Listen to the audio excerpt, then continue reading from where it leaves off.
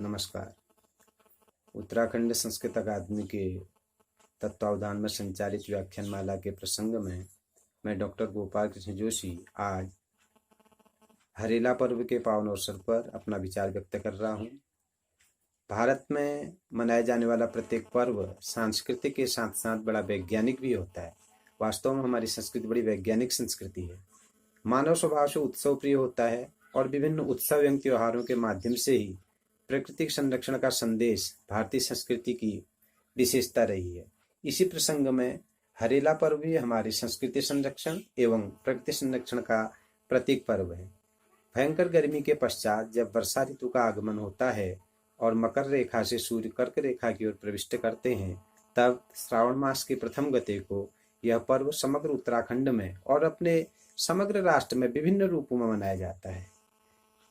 हरेला से 10 दिन पूर्व एक सुंदर पात्र में विभिन्न प्रकार के अनाजों को, विशेषकर पंचनाद जैसे भट्ट, मांस, उड़द, जौ आदि को बो करके समृद्धि के सूचक इस पर्व का आरंभ किया जाता है और 10वें दिन हरेला को काट करके पहले अपने इष्ट देवों को चढ़ाते हुए अपने परिवार के लोगों के मस्तक में भी उसको रखा जाता है। और यहाँ तो अपने कुमाऊं में एक सुंदर सूक्ति भी इसके लिए कि काटो क्वैरालू बनाओ त्यार, भोल के आलो हरियालो तार।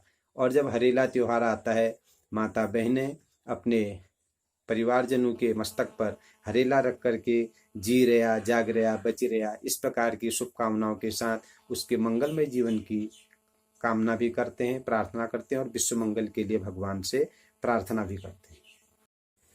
इस पावन अवसर पर बृहद वृक्षारोपण भी किया जाता है। लोग अपने घरों में, खेतों में वृक्ष भी लगाते हैं और पेड़ की टहनियों को भी लगाते हैं। और बृहद वृक्षारोपण के साथ साथ श्रावण एक गते से शिव पूजन का भी कार्यक्रम प्रारंभ हो जाता है।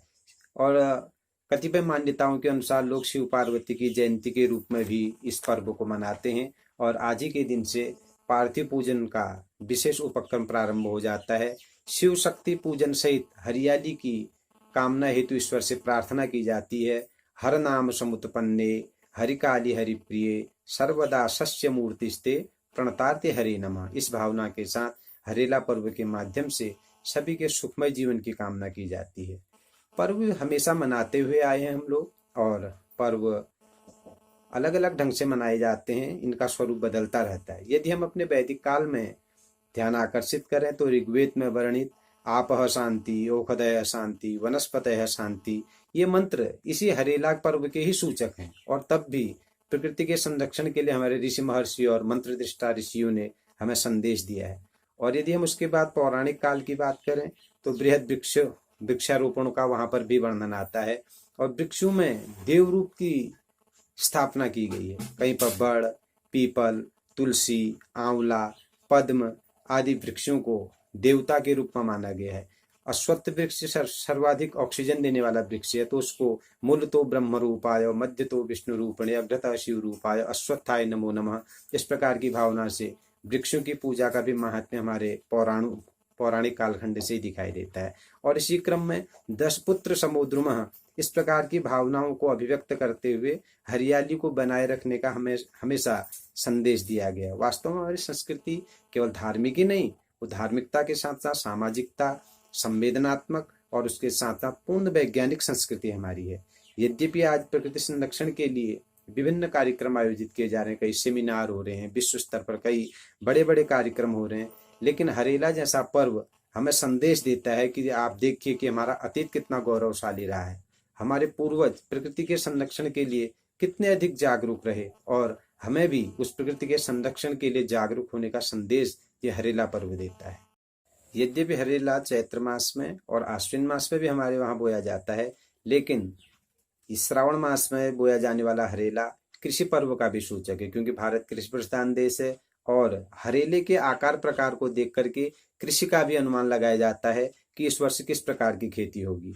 वास्तव में यह एक सामान्य पर्व ही नहीं, हमारा जीवन दर्शन है। इस पर्व को हमें अपनी संस्कृति संरक्षण के साथ साथ एक वैज्ञानिक जीवन जीने का भी ये पर्व हमें संदेश देता है। और वास्तव में जब हमारी भाषा, हमारे संस्कार और हमारी संस्कृति जीवित रहेगी, तभी हम जीवित रह सकते हैं। तो इसलिए उस श्रेष्ठता को प्राप्त करने के लिए स्वधर्मे निधनम श्रेय परधर्मो भयावह, अपना जो धर्म है, अपनी जो मान्यता है, अपनी जो संस्कृति है, अपने जो संस्कार हैं, उनको हम सदैव जानें, पहचानें, उनका चिंतन करें, मनन करें, उनको आत्मसात करें और अपने गौरवशाली संस्कृति को आगे बढ़ाने में अपनी भूमिका का हम सबल निर्वहन करें। इसी का सूचक हरेला पर्व है। वास्तव में जल ही जीवन है, हरियाली ही जीवन में समृद्धि, शांति, सुख, सौहार्द और सद्भाव ला सकती है। इसलिए इस पर्व को बड़े धूमधाम से मनाया जाता है। अंत में इस पावन अवसर पर मैं हरेला पर्व की सभी को बधाई देते हुए अपनी वाणी को विराम देता हूँ। नमो नमः।